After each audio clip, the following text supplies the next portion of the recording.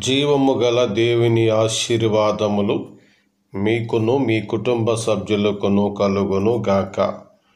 ప్రభునందు ప్రియులారా, దేవుడు మనలను ప్రేమించి ఈ 22వ తారీఖు బుధవారపు దినాన్ని అనుగ్రహించి ఉంటుండగా జీవము గల దేవుని యొక్క వాగ్దానాన్ని ఈరోజు పొందుకొని ముందుకు సాగుదామండి.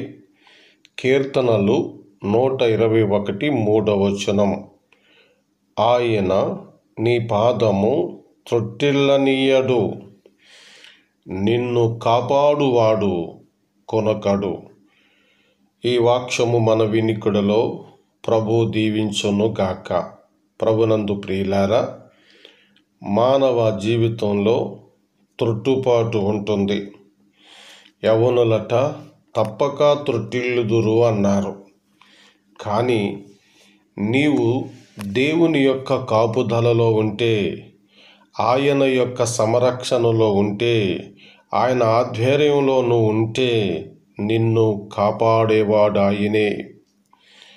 నిన్ను త్రొట్టిల్లనీయకుండా కాపాడువాడు ఆయనే. కాబట్టి రోగాలు నిన్ను త్రొట్టిల్లిలాగా చేసినను, ఇరుగు పొరుగు శత్రువులు నిన్ను బాధించినను, అప్పులు మీద అప్పులు నీకయ్యి వడ్డీల్లో మునిగిపోయినప్పటికీ నిన్ను కాపాడువాడు. ఒక మాట నమ్మండి, ఆయన కాపుదలలో నీవున్నావా? ఖచ్చితంగా ఆయన కాపుదలలో నీవుంటే నిన్ను కాపాడుతాడు. ఎవరు ఆయన యొక్క కాపుదలలో ఉంటారు? దేవా, పాపినైన నన్ను కరుణించుమని పలికిన వారు ఆయన కాపుదలలో ఉంటారు. అట్టి వారిని శరీర రీతిగా కూడా త్రొట్టిల్లనీయడు, ఆత్మ సంబంధముగా కూడా త్రొట్టు పడనివ్వకుండా కాపాడువాడు. 2వ దశలోనికీయులకు రాసిన పత్రిక 3వ అధ్యాయం 3వ వచనములో, అయితే ప్రభు నమ్మదగినవాడు, ఆయన మిమ్మును స్థిరపరిచి దుష్టత్వము నుండి కాపాడునని రాయబడింది. అవును, తన కల్వరి రక్తధారల ప్రభావము మనపైన ఉంచి మనలను కాపాడువాడు.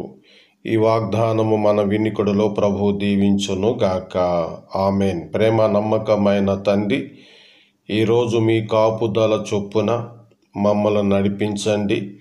మా శ్వాస జీవితమంతా మీలో బ్రతికే భాగ్యము దయచేయండి. ఈ వాగ్దానమును బట్టి నిన్ను స్తుతిస్తూ ఘనపరుస్తూ, మేము ఏమై ఉన్నా కేవలము నీ కృపై ఉన్నాం. నువ్వు లేక ఈరోజు మాకు లేదు. ఆయుష్ ఇచ్చినవాడువు, ఆరోగ్యం ఇచ్చినవాడువు, మీ కృపలోనే నడిపించండి.